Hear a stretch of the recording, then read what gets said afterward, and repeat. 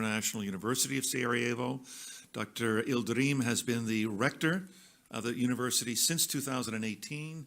He holds a PhD from Washington State University, where he studied at the university department's crop and social sciences. He has an extensive teaching and academic career at universities in the United States, Turkey, and Bosnia and Herzegovina. It's a great honor for us to have you as rector to open up this tribunal, and it's to have you pay us the honor of opening the tribunal's proceedings. May I ask you to come up? Thank you for giving me this chance.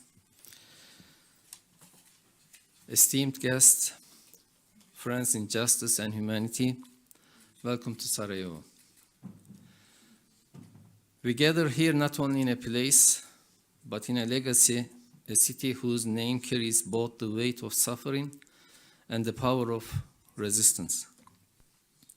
This year marks 30 years since the genocide in Srebrenica, where more than 80,000 Bosniak men and boys were murdered while the world stood by. We remember them today not as a historical footnote, but as a living call to conscience. That memory sharpens our purpose here today, because once again we are witnessing mass murder in real time, this time in Gaza. And once again, the world is hesitating, giving evasive answers, and looking away. Since October 2023, over 58,000 Palestinians have been killed by Israeli army in Gaza. More than 70% of them were women and children. Entire families have been erased from the civil registry, hospitals bombed, refugee camps turned to ash, journalists targeted, aid workers killed, international law has been torn to pieces. And yet, too many in positions of power dare to call this self-defense. Let us be clear, what is happening in Gaza is not a conflict. It is not a tragedy. It is a systematic campaign of extermination. It is a genocide unfolding in front of our eyes. And history will ask what we did while Gaza burned. We are here at the Gaza Tribunal Public Assembly because we refuse to be silent witnesses. We are here to speak the truth when others hide behind diplomacy. We are here because Palestinian lives matter, not as a mere symbols or numbers, but as real people with names, homes, loved ones, and dreams that are being taken away without accountability. To those who survived Srebrenica, your pain has become a compass. You know what it means to dig mass graves. You know what it means to be abandoned. And you know what it means to rise and say, never again. Not just for us, but for anyone, anywhere. To our Palestinian brothers and sisters, your suffering is not invisible. Your struggle is not in vain. And your fight for justice is not isolated. Sarajevo stands with you. Srebrenica mourns with you. This tribunal is not the end, it's a beginning. Let this assembly speak what governments dare not say. Let it be a courtroom for the truth. Let it document, expose, and remember. On this occasion, I would like to thank all stakeholders who organized the Gaza Tribunal in Sarajevo, the most suitable place. I would also like to express my pleasure in hosting you at our university as the Rector of the International University of Sarajevo. I wish you a successful assembly, and I extend my respects to all of you. Thank you very much. We're now going to hear a presentation live from California from the president of the Gaza Tribunal, Richard Falk. I have a long introduction for him, none of which I think I need to read. I think everybody in this room is probably very familiar with his accomplishments and his achievements.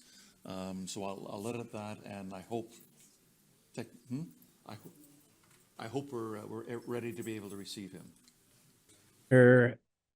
Yıldırım and persons of conscience throughout the world, I welcome you to the opening day of this tribunal. It is with great regret that I am not physically present in Sarajevo. On the day of our departure from California, my wife, Hilal Elver, also a leading participant in the work of the tribunal, had an accident requiring surgery and making long plane flights dangerous.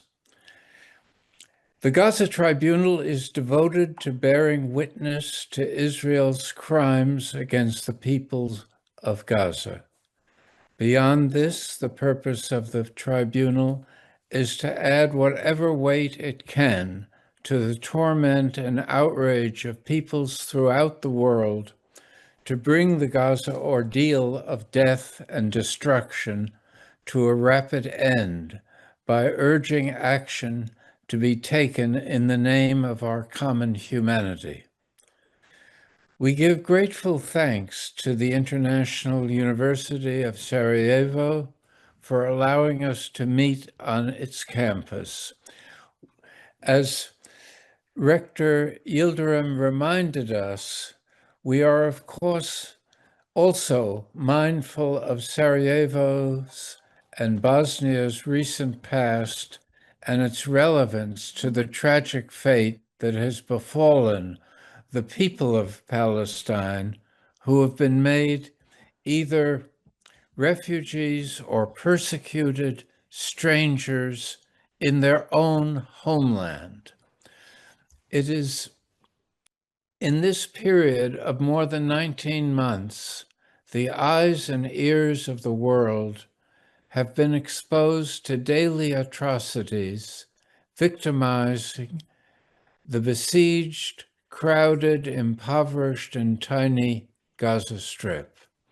Earlier genocides, including the Holocaust, were mostly known in retrospect by way of survivor stories and reconstructed images of the horrors experienced by the victims.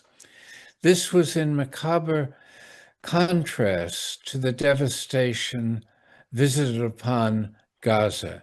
Day after day, the unspeakable suffering of its remarkably resilient and resisting people offer us a transparent TV spectacle of evil, made worse by being brought to human awareness in real time. Shamelessly, Israel made little attempt to hide its genocidal intentions or disguise its genocidal tactics. It openly declared its purpose to be to kill and maim Palestinians, whether by bombs or by chilling refusals to allow Gazans to obtain food and medical supplies. Its leaders invoked biblical stories of genocide to justify the extermination of the Palestinian population of Gaza. Prominent Israeli citizens and government officials compared the mentality of killing Palestinians to that accompanying the killing of cockroaches. Some high-profile Israelis even advocated dropping a nuclear bomb on densely populated Gaza. The Israeli hostages held by Hamas did not restrain Israel's violence or move the government toward accepting a permanent ceasefire, even after the fury of its campaign went on month after month without achieving its stated military objective of destroying Hamas. The pleas and warnings of the world's leading moral authority figures went unheeded. Those voices included dedicated calls from Pope Francis and Pope Leo XIV and from the UN Secretary General Antonio Guterres and several Nobel Peace Prize winners. These varied, revered voices were defiantly scorned by Israel's government and citizenry, and the massacres continue to go on. The UN, despite making a variety of responses, has not been able to stop the killing, let alone protect the people, even the children. It has been blocked from taking action by the complicity of the North American and European liberal democracies. It has become obvious to all that the UN lacks the political will, authority, and capabilities to override the genocidal support given Israel by the US. As the Israeli rogue behavior persisted, the peoples of the world, including in the countries aligned with Israel, mounted increasingly militant protests. But the governments that could have made a difference watched the carnage without making moves to stop it. And this includes the governments of Israel's own Arab neighbors. It is against this background that the Gaza Tribunal was established some months ago, launched in London in November of 2024, and since then working hard to prepare as well as we could for this public session in Sarajevo. The undertaking can be grasped from the program of the next 4 days. The Gaza Tribunal draws inspiration from prior people's tribunals, most especially from the Russell Tribunal addressing the unlawfulness of the U.S. intervention in the Vietnam War, and from the Iraq War Tribunal that was prompted by the regime-changing aggression that brought chaos and misery to the Iraqi people. This legacy of earlier people's tribunals has a common feature that defines the mission of the Gaza Tribunal. It is the failure of organized international society to enforce international law and hold the perpetrators accountable.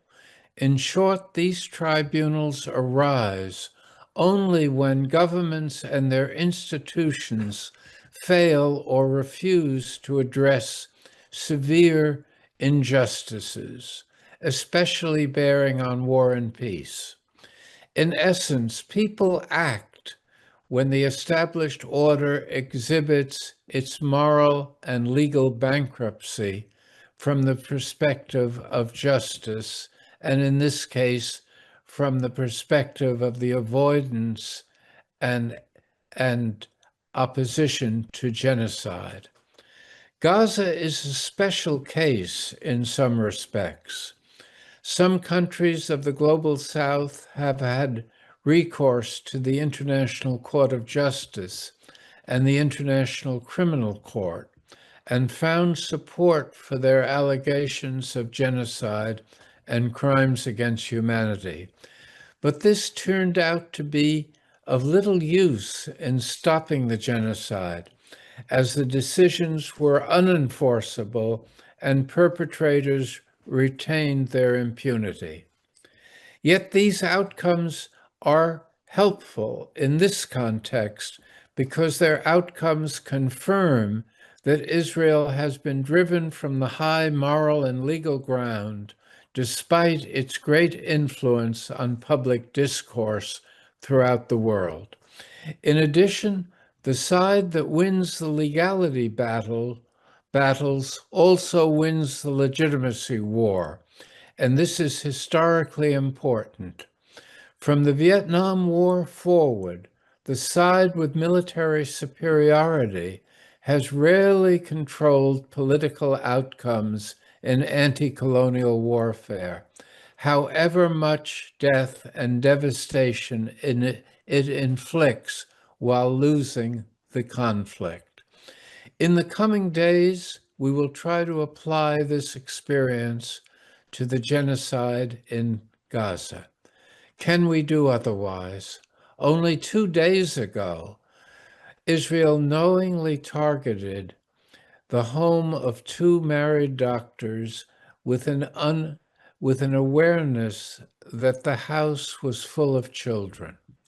While the mother, Ala Dejnajar, a pediatrician, was working at the nearby Nasser Hospital in Khan Yunis, 9 of her 10 children were killed by a fire started by the bombing.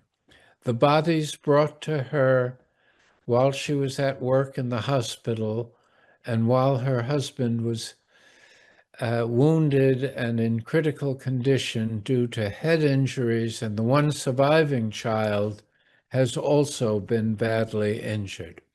Can any of us rest while such barbarous behavior goes on and on without effective action to stop it? I am counting on what I call the gravitas of awakened people to do what governments refuse to do, namely to bring this ordeal to an end and defeat the plans for further extermination and forced departure from Gaza of the Palestinians who survive. We are gathered here in Sarajevo to do our part in meeting what has been rightly called the moral challenge of our time. I thank you for your patience, and I now turn the podium over to my dear friend, Professor Penny Green, who will make some remarks and has kindly agreed to serve as temporary chairperson of the Gaza Tribunal in my absence. Thank you very much. I think it's very difficult to follow from what Richard said, and I was also going to speak to the horrendous case that he referred to of Dr. Ala and the unimaginable loss and the brutal loss of 9 of her 10 children.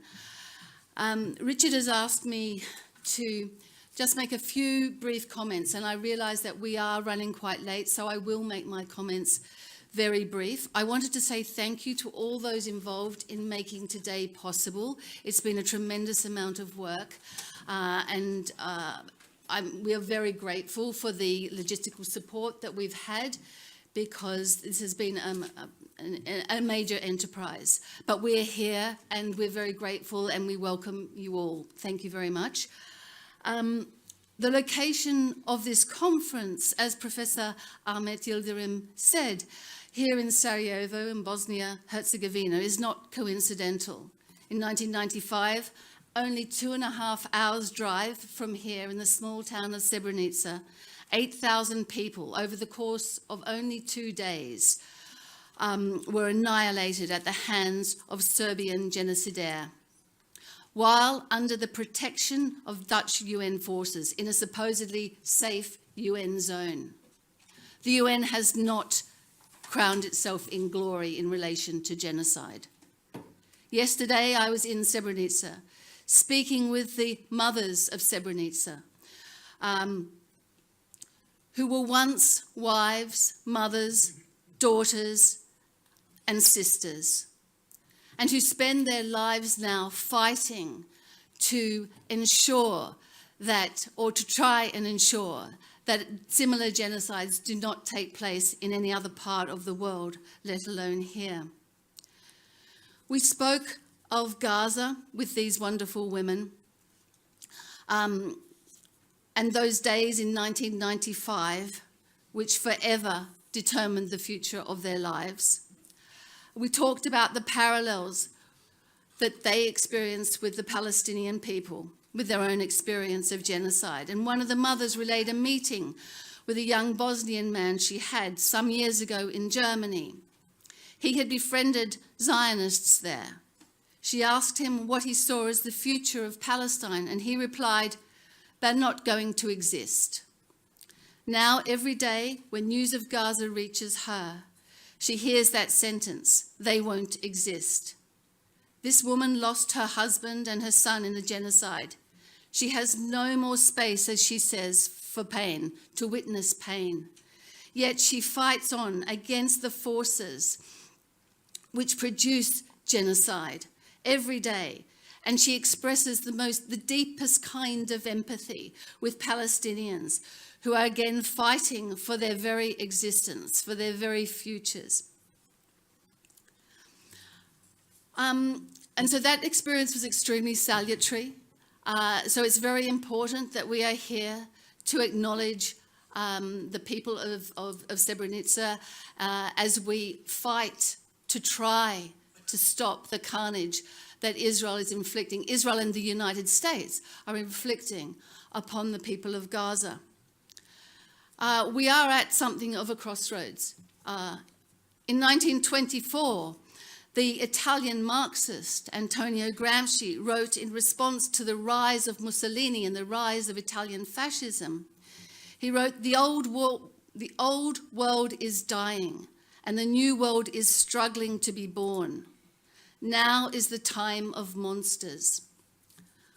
Over the next 3 days, we will hear testimony which speaks to the death of the old order, which we are presently witnessing.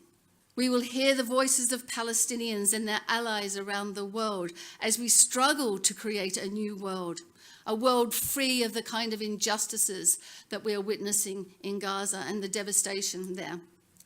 And we will hear much of the monsters who our own governments and the Israeli government, the Israeli state machine, the Americans who have supported them and enabled and made possible this horrendous genocide.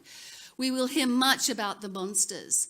And we must always remember that while the media will try to describe and present this as a humanitarian crisis, this is a crisis created by monsters. And we must do our best to ensure that we fight the monsters at every level that we can.